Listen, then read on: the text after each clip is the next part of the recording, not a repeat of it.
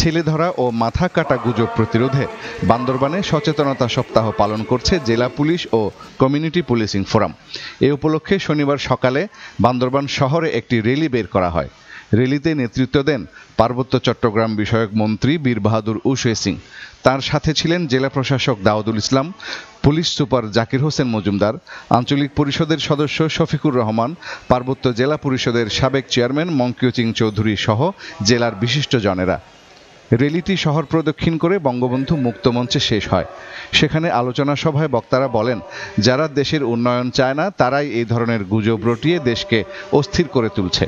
এ সময় গুজব সহ যে কোনো ধরনের সমস্যায় ৯৯৯ নম্বরে ফোন করে সাহায্য নেবার পরামর্শ দেন পার্বত্য মন্ত্রী।